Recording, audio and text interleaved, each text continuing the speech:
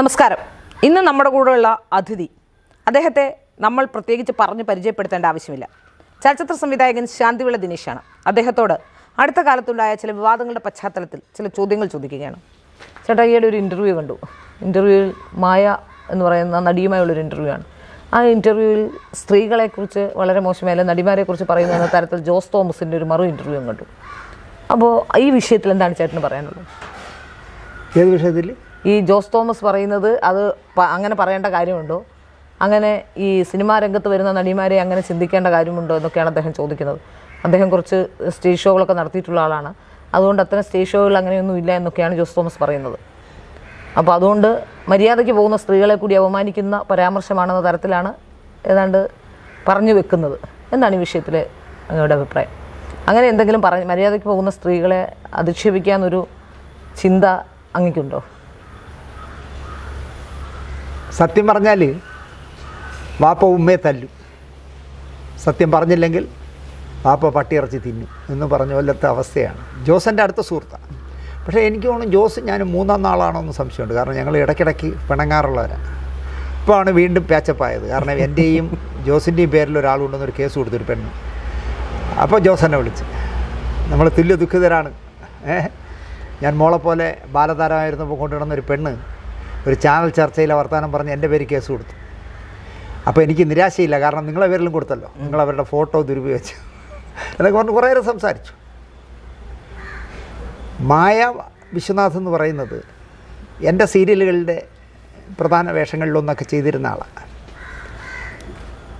മായയുടെ ഒരു പ്രശ്നം എനിക്ക് എപ്പോഴും തോന്നിയിട്ടുള്ളത്, അതിൻ്റെ ജീവിത സാഹചര്യമൊക്കെ വളരെ മോശമാണ്. കാരണം രോഗിയായ അച്ഛനും അമ്മയും, വാടക വീട്ടിലെ താമസം, മോശമല്ലാത്ത വർക്കുണ്ടായിരുന്നതാണ്. പക്ഷേ അവളുടെ നാക്കിൻ്റെ പ്രശ്നമാണോ പ്രായമായി വരുന്നതിൻ്റെ ആണോ എന്താണെന്നറിയില്ല, ഒരു നല്ല വേഷം, നെഗറ്റീവ് വേഷമൊക്കെ മനോഹരമായി ചെയ്യും, നന്നായിട്ട് ചെയ്യും, അസലായിട്ട് ചെയ്യും. അവളെ ഏതെങ്കിലും ഒരു സംവിധായകനോ നിർമ്മാതാവോ ഒരു സീരിയലിൽ പ്രധാന വേഷം എഴുതി ചാനലിൽ കൊടുക്കുമ്പോൾ ചാനലിലിരിക്കുന്ന ഏമാമാർ പറയും അവൾ വേണ്ടാന്ന്. അങ്ങനെ ഇപ്പോൾ വർക്ക് വളരെ കുറവാണ് കുട്ടിക്ക്. അപ്പോൾ ഞാൻ മോശമല്ലാതെ തെറി പറയുന്ന ഒരാളാണ് അവൾ. ഞാൻ തെറി പറയും. കാരണം പലപ്പോഴും അവൾ പല അബദ്ധങ്ങളിലും ചെന്ന് ചാടുമ്പോൾ എന്നെ വിളിക്കുമ്പോൾ ഞാൻ തെറി പറയും. അങ്ങനെ കഠിനമായ തെറി പറഞ്ഞതിൻ്റെ പേരിൽ ഒരിക്കൽ ഒരു 3-4 മാസം എൻ്റെ 3-4 വർഷമെന്ന് വേണമെങ്കിൽ പറയാം, എൻ്റെ മുഖത്ത് നോക്കില്ലായിരുന്നു. എൻ്റെ അടുത്തൂടെ പോയാലും ഞാൻ നോക്കില്ല, പരിചയം കാണിക്കില്ല. അപ്പോൾ എൻ്റെ അടുത്തുനിന്ന് എന്നെ നോക്കി ചിരിച്ചുകൊണ്ടിരിക്കും, ഞാൻ പരിചയം കാണിക്കില്ല. പക്ഷേ ബേസിക്കലി ഒരു പാവമാണ്. ചിലപ്പോൾ അവളെ വിളിച്ച തെറി ഞാൻ വേറൊരു പെൺകുട്ടിയാണ് വിളിച്ചിരുന്നെങ്കിൽ ഇപ്പോൾ ഞാൻ അകത്ത് കിടന്നെ. അത്രയും പാവമാണ് അവൾ. ചെയ്തൊരു കന്നന്തൊരു ഒരു കുഴപ്പത്തിനാണ് ഞാൻ ചീത്ത പറഞ്ഞത്. പക്ഷെ അവളതൊന്നും മനസ്സിൽ വെച്ചോണ്ടല്ല നടക്കുന്നത്.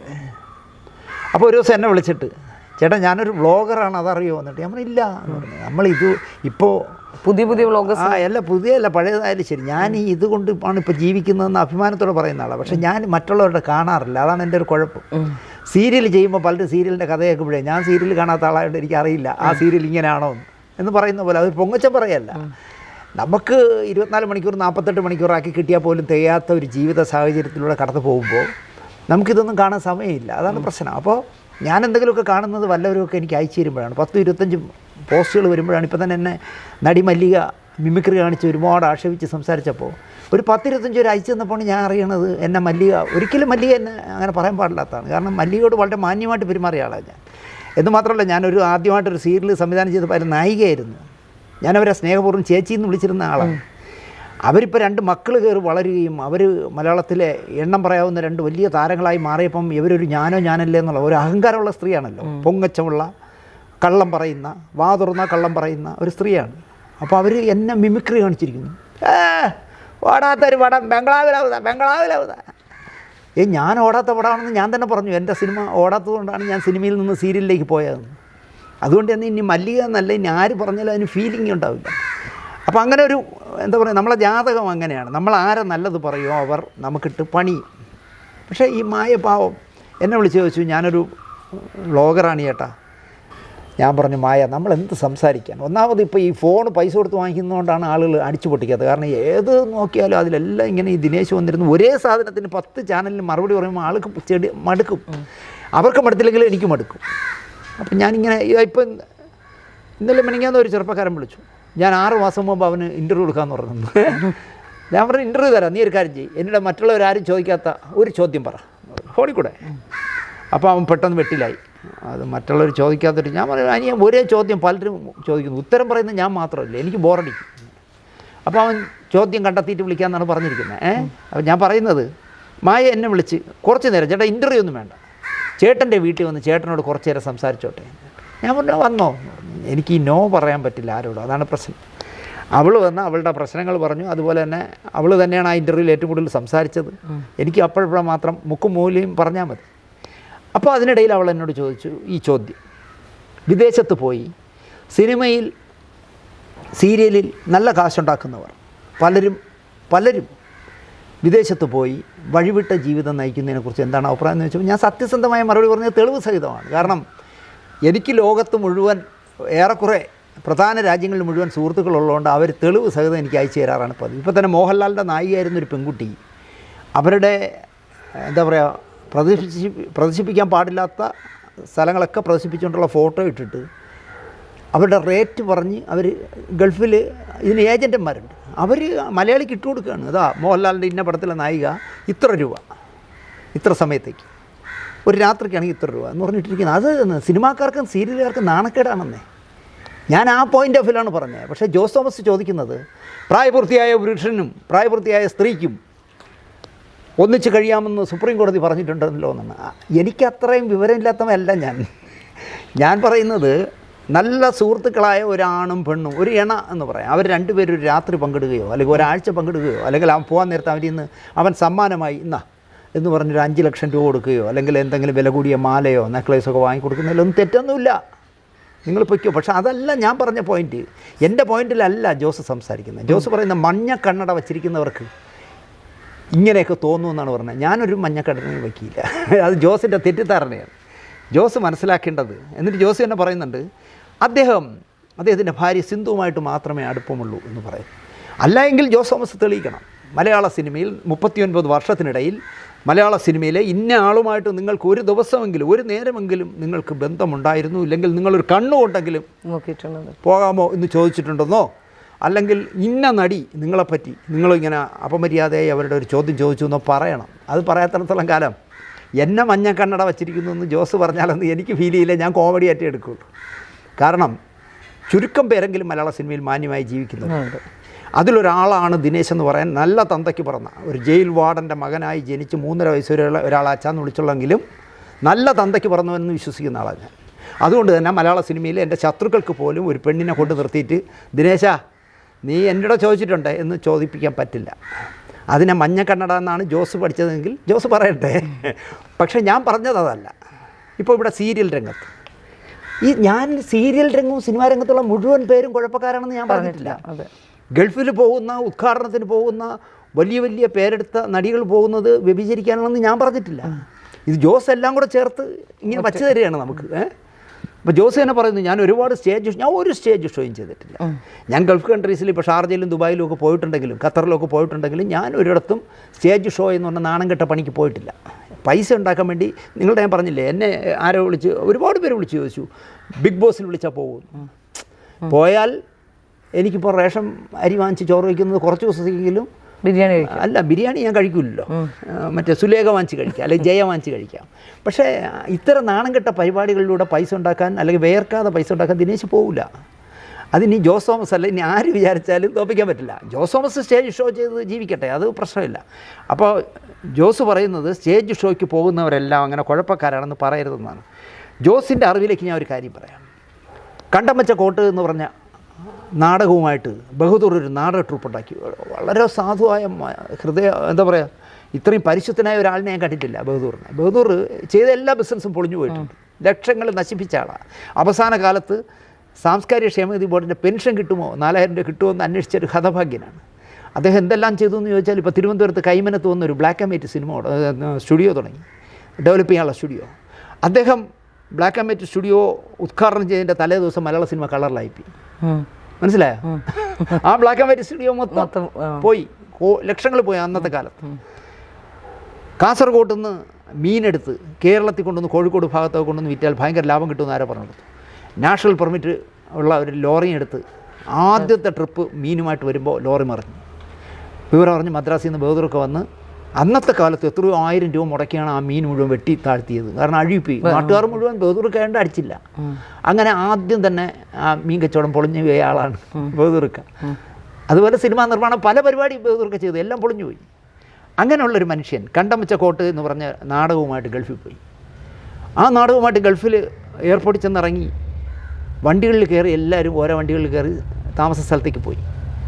അതിലെ ആ നാടകത്തിലെ നായികയായിട്ട് അഭിനയിക്കുന്നവരെ കാണാനില്ല. അവർ എയർപോർട്ടിൽ ഇറങ്ങിയിട്ട് തന്നെ അവർ ഇവിടുന്ന് വിളിച്ച് പറഞ്ഞിരുന്നു, അവരെ ബുക്ക് ചെയ്ത ആൾ അവിടെ നിൽക്കുകയും അവൻ കൊണ്ടുപോവുകയും ചെയ്തു. നാടകം നടത്താൻ പറ്റുമോ? അങ്ങനെ അവരെ ആ നായിക ഒരുത്തനുമായിട്ട് പോയി മോശമായ കാര്യങ്ങൾ ചെയ്തുകൊണ്ടിരിക്കുമ്പോൾ പോലീസ് റെയ്ഡ് ചെയ്ത് പിടിച്ചു. അവർ ജയിലിലായി. നാടകം മുടങ്ങി, കണ്ടം വെച്ച കോട്ടും മുടങ്ങി ഗൾഫിൽ. ഇതൊക്കെ ഞാൻ വെറുതെ പറയല്ല, തെളിവുകളാണ്. ബഹദൂർക്കയുടെ നാടക സ്വപ്നം അതോടെ തകർന്നു. കാരണം അവർ 1 മാസം 2 മാസം ജയിലിൽ കിടന്നു, മനസ്സിലായോ? അപ്പോൾ അതുകൊണ്ട് മലയാള സിനിമയിൽ ഇങ്ങനത്തെ തെമ്മാടിത്തരങ്ങൾ കാണിക്കുന്ന ഒരുപാട് ആളുകളുണ്ട്. പക്ഷേ എല്ലാ പേരും എന്നുള്ള വാക്കൊന്നും എനിക്ക് ജോസഫ് എൻ്റെ തലയിൽ വയ്ക്കരുത്. കാരണം എന്താ പറയുക, മാന്യമായിട്ട് അഭിനയം ഒരു ജോലിയായി കണ്ട് അന്തസ്സായിട്ട് ജീവിക്കുന്ന എത്രയോ പേരുണ്ട്. ഞാൻ പലപ്പോഴും എൻ്റെ സീരിയലുകളിലും സിനിമയിലൊക്കെ അഭിനയിച്ച റോസ്ലിൻ ചേച്ചിയെ പറ്റി പറയാറുണ്ട്. നാടകരംഗത്ത് തോന്നുന്നു ഇത്രയും മാന്യമായിട്ട് ജീവിക്കുന്ന, അവർക്കെന്നും കഷ്ടകാലവും സാമ്പത്തിക ഞെരുക്കമാണ്, പക്ഷേ അന്തസ്സായി ജീവിക്കുന്ന റോസ്ലിൻ ചേച്ചിയെ ഞാൻ 100% ഹൃദയം കൊണ്ട് ചേച്ചി എന്ന് വിളിക്കുന്ന ആളാണ്. നമ്മുടെ കൊച്ചു പ്രേമൻ്റെ ഭാര്യ ഗിരിജ പ്രേമൻ ഞാൻ എപ്പോഴും കളിയാക്കുന്ന ഒരു സ്ത്രീയാണ്. കാരണം അവർ നായർ കമ്മ്യൂണിറ്റിയിലുള്ളതാണ്, ഞാൻ ജാതി പറയുകയല്ല. ഇദ്ദേഹം കണിയാർ സമുദായത്തിൽപ്പെട്ട ആളാണ്. അത് എന്നോട് പ്രേമൻ ചേട്ടൻ തന്നെ പറയും. കാരണം എൻ്റെ എല്ലാ വർക്കിലും ഉണ്ടല്ലോ പ്രേമൻ ചേട്ടൻ, സിനിമയിലായാലും സീരിയലിലായാലും എല്ലാം പ്രേമണ്ണുള്ളതാണ്. അപ്പം പ്രേമണ്ണ ഇരിക്കുമ്പോൾ തന്നെ ഞാൻ ഗിരിച്ചോട് വെക്കും, നാണമുണ്ടോ നായരെന്ന് പറഞ്ഞിട്ട് ഈ കണിയാൻ്റെ കൂടെ പോകാൻ എന്നൊക്കെ ചോദിച്ച് കളിയാക്കും. അത് കണിയാർ സമുദായത്തിന് കളിയാക്കുന്നതല്ല, പ്രേമണ്ണനെ കളിയാക്കുന്ന. അത്രയും എൻ്റെ അമ്മ പ്രസവിക്കാത്തൊരു ചേച്ചിയാണ് ഗിരിജ പ്രേമൻ. ഇന്നുവരെ ഒരു മോശമായ വാക്ക് ഗിരിജ പ്രേമനെ കുറിച്ച് കേട്ടിട്ടില്ല. അങ്ങനെ പറയാൻ തുടങ്ങിയാൽ സിനിമയിൽ ഒരുപാട് പേരുണ്ട് മാന്യമായിട്ട് ജീവിക്കുന്നത്, ഇതൊരു ജോലിയായിട്ട് എടുത്തിട്ട്. പക്ഷേ ജോസഫ് പറയുന്ന കേട്ടത്തൊന്നും മലയാള സിനിമയിലെ മുഴുവൻ നടികളും കുഴപ്പക്കാരാണെന്നാണ് ദിനേശ് പറയുന്നത്. അത് ദിനേശ് ഒരു മഞ്ഞ വാക്കുകൾ പലപ്പോഴും തെറ്റിദ്ധരിക്കപ്പെടുന്നു. അത് എൻ്റെ കുഴപ്പമല്ലല്ലോ, അത് എൻ്റെ കുഴപ്പമല്ല. നിങ്ങൾ മനസ്സിലാക്കേണ്ടത് 1965 സിനിമാ മാസികയിലാണോ അവരുടെ തന്നെ ചിത്രരമയിലോ ശ്രീകുമാരൻ നമ്പി സാർ ചോദ്യങ്ങൾക്ക് ഉത്തരം പറയും. നിങ്ങൾ പോസ്റ്റ് കാർഡിൽ ഒരു ചോദ്യം എഴുതി വെച്ചാൽ അതിന് പുള്ളി ഉത്തരം പറയും. ഭയങ്കര വായനക്കാരുണ്ടാക്കിയ ചോദ്യോത്തരമായിരുന്നു. അതിലൊരാൾ ചോദിച്ചു, മലയാള സിനിമയിൽ അവിഹിത ഇതൊന്നും ഇല്ലാത്ത ഒരാളിൻ്റെ പേര് പറയാമോ? അപ്പോൾ തമ്പി സാർ പറഞ്ഞ മറുപടി, അങ്ങനെ ഒരാളെ കണ്ടാൽ ഞാൻ അവരുടെ കാലിനെ തൊട്ട് തൊഴും. അതിൻ്റെ അർത്ഥം എന്താണെന്ന് നിങ്ങൾക്ക് മനസ്സിലായല്ലോ. ആ കാലമൊക്കെ കഴിഞ്ഞു. അത് 65കളിലാണ്. അത് മദ്രാസിൽ ചെന്ന ചില ചട്ടമ്പിമാരുണ്ട്, അവർക്ക് ശരീരം പങ്കിടാതെ ഒരുത്തർക്കും മലയാള സിനിമയിൽ വരാൻ പറ്റാത്തൊരു കാലഘട്ടം ഉണ്ടായിരുന്നു. ചട്ടമ്പികൾ മലയാളികളായ പേരെടുത്ത് പറയാവുന്ന ഒരുപാട് പേരുണ്ട്, എനിക്കറിയാം. അങ്ങനെ ഉണ്ടായിരുന്നു. മദ്രാസിൽ കാല് കുത്തിയാൽ ഇപ്പോൾ ഈ എന്നെ കളിയാക്കൊക്കെ ചെയ്യുന്ന വീരശൂര പരാക്രമികളായ പലരെയും എനിക്കറിയാം. അവിടെ എന്തൊക്കെ കുറിച്ചുമാൻ്റെ വീട്ടിൽ, അല്ലെങ്കിൽ ശോഭന പരമേശ്വരൻ നായരുടെ വീട്ടിൽ, പ്രേംനവാസിൻ്റെ വീട്ടിലൊക്കെ എന്തായിരുന്നു. അതൊക്കെ പോട്ടെ, അതൊന്നും ഇനി പറയണ്ട. പക്ഷേ വർത്തമാനകാല മലയാള സിനിമ എന്ന് പറഞ്ഞാൽ നല്ല എഡ്യൂക്കേറ്റഡായ, നല്ല കാശുള്ള വീട്ടിലെ, എന്തെന്ന് കേട്ടാൽ കുന്തെന്ന് പറയുന്ന, പോടാ എന്ന് പറയുന്ന നല്ല ധൈര്യശാലികളായ പെൺകുട്ടികൾ വന്നതെന്ന് മാത്രമല്ല, ആ പെൺകുട്ടിക്ക് ഈ കൂടെ സഹകരിക്കുന്നവരിൽ ആരോടെങ്കിലും ഒരു താല്പര്യം തോന്നിയാൽ, എനിക്ക് നിങ്ങളെ ഇഷ്ടമാണ് കേട്ടോ, ഇന്ന് ഒരു ദിവസം നമുക്ക് പങ്കിട്ടാലോ എന്ന് ചോദിക്കാനുള്ള ചങ്കൂറ്റമുള്ള പെൺകുട്ടികൾ പോലും ഇപ്പോൾ മലയാള സിനിമയിലുണ്ട്. ആ സ്ഥലത്ത് ഞാൻ അടച്ചാക്ഷേപിച്ച് എല്ലാവരും കുഴപ്പക്കാരാണെന്ന് ഞാൻ പറയില്ല. അത് ജോസിൻ്റെ ഒരു കുഴപ്പമാണ്. അയാൾ കണ്ണട വെച്ചേക്കാണല്ലോ, ആ കണ്ണട മഞ്ഞയാണോ എന്ന് ജോസ് നോക്കുന്നതായിരിക്കും നല്ലതല്ലാതെ ഞാൻ ജോസ് പറയുന്നത് പോലെ മലയാള സിനിമയിൽ മഞ്ഞ കണ്ണട വെച്ച് എവിടെയൊക്കെ വ്യഭിചാരം നടക്കുന്നു എന്ന് അന്വേഷിക്കുന്ന ഒരാളേ അല്ല. പക്ഷേ സീരിയലിൻ്റെ പേരിലും സിനിമയുടെ പേരും പറഞ്ഞ് റേറ്റ് പറഞ്ഞ് അവിടെ PR-മാർ വാട്സാപ്പ് ഇടാണെന്നേ എനിക്ക് അയച്ചു തരികയല്ലേ. ഒരാൾ ഗൾഫിൽ ലാൻഡ് ചെയ്താൽ അപ്പം അയക്കണത്, ശാന്തിവിളെ ഇന്ന് മറ്റവൾ വന്നിട്ടുണ്ട് കേട്ടോ, അവളുടെ ഇപ്പോഴത്തെ റേറ്റ് ഇത്രയാണ് എന്ന് പറഞ്ഞാൽ എനിക്ക് വരികയാണെന്നേ. അത് വെച്ചാണ് ഞാൻ സംസാരിക്കുന്നത്. അത് ജോസിന് അറിയില്ലായിരിക്കാം. ജോസ് സ്റ്റേജ് ഷോയ്ക്ക് പോകുമ്പോൾ കൂടെ വരുന്നതിൽ ആരൊക്കെ പോയെന്ന് ജോസ് അന്വേഷിക്കട്ടെ, എനിക്ക് അന്വേഷിക്കേണ്ട പണിയില്ല. ഞാൻ ഗോസിപ്പ് അന്വേഷിക്കുന്ന ആളല്ല. അതുപോലെ പറയുന്ന കഥകളൊക്കെ കേട്ട് നമ്മൾ ഞെട്ടിപ്പോകുന്നത്. എയർപോർട്ടിൽ കാർ വന്ന് നിൽക്കും, ഉദ്ഘാടനം ചെയ്യാൻ വന്ന നടി കാറിൽ കയറും, ഏതെങ്കിലും ഒരു ഫ്ലാറ്റിൽ കൊണ്ടിറക്കും, 15ാമത്തെ 16ാമത്തെ നിലയിലേക്ക് കയറി പോകും ലിഫ്റ്റിൽ. തിരിച്ചിറങ്ങി വരുന്ന കറുത്ത മൊത്തം മറയ്ക്കുന്ന ഇതാണ്. അപ്പോൾ ഞാനും എൻ്റെ കൂടെ സഹകരിച്ച സിനിമയിലുണ്ടായിരുന്ന ഒരു നടിയാണ് അടുത്ത് നിന്ന പോലെ എനിക്ക് മനസ്സിലാവില്ല ഇത് എൻ്റെ കൂടെ ഉള്ള ആളാണെന്ന്. അവളകത്ത് ചിരിക്കുകയായിരിക്കും കേട്ടോ, എടാ പൊട്ടാ ഞാനാണ്ടാ ഈ പർദ്ദയ്ക്കകത്ത് മണിക്കൂറിന് ഇത്ര രൂപ പറഞ്ഞു, അല്ലെങ്കിൽ ഒരു അര ദിവസത്തേക്ക് ഇത്ര പറഞ്ഞു, ഒരു ദിവസത്തേക്ക് ഇത്ര പറഞ്ഞു, അല്ലെങ്കിൽ ഒരു രാത്രിക്ക് ഇത്ര പറഞ്ഞു വാങ്ങുന്ന, അതിൽ 50 ലക്ഷത്തിൻ്റെയും 20 ലക്ഷത്തിൻ്റെയും കാർ എടുത്ത് അന്തസ്സായിട്ട് ഓടി നടക്കുന്ന, അല്ലെങ്കിൽ ഒരു ലോൺ എടുത്ത് ഒരു കാർ വെച്ച്, അല്ലെങ്കിൽ ഒരു വലിയ വീട് വെച്ചിട്ട് അത് അടയ്ക്കാൻ നിവൃത്തിയില്ലാതെ വരുമ്പോൾ സാഹചര്യങ്ങളുടെ സമ്മർദ്ദം കൊണ്ട് ഇവർക്ക് എന്നും വർക്ക് ഉണ്ടാവില്ല. ഇവർ കരുതുന്നത് ഇപ്പം നമ്മൾ വർക്ക് ചെയ്യുന്ന പോലെ അടുത്ത 20 വർഷം ഞാൻ തന്നെ എന്ന് വിചാരിക്കും. അപ്പോൾ കയറി കിട്ടാവുന്നിടത്തുനിന്ന് എല്ലാം ലോൺ എടുത്ത് ഒരു വലിയ വീട്, ഒരു വലിയ കാർ. മിക്കവാറും ഇതിൽ ഭൂരിപക്ഷം പേരുടെയും ഭർത്താവ് ഉദ്യോഗസ്ഥന് ഉദ്യോഗം മാത്രമേ ഉള്ളൂ. ഭർത്താവ് ഉദ്യോഗസ്ഥൻ എന്നുള്ള എവള് കൊണ്ടുവരുന്ന വരുമാനത്തിലായിരിക്കും അവനും ജീവിക്കണം. അപ്പോൾ ഇതെല്ലാം നിലനിർത്താൻ വേണ്ടി ഇപ്പം ഞാൻ സിന്ധുവിനോട് പറയാറുണ്ട്, ഇപ്പോൾ കനകക്കുന്നിൽ ഇപ്പോൾ ഈ മന്ത്രിസഭയുടെ 4ാം വാർഷികം നടക്കുന്നതിൻ്റെ ഒരു എക്സിബിഷൻ നടക്കുന്നുണ്ട്. ആ എക്സിബിഷന് പോയാൽ 30-60 രൂപ കൊടുത്ത് ഈ കടല ചുണ്ടലിട്ട് വേവിച്ച മാങ്ങയും ക്യാരറ്റും ഇട്ട് വേവിച്ച സാധനം 2 എണ്ണം വാങ്ങിച്ചാൽ എനിക്ക് സിന്ധുവിന് ഇത് പിടിച്ച് തിന്നുകൊണ്ട് നടക്കാം.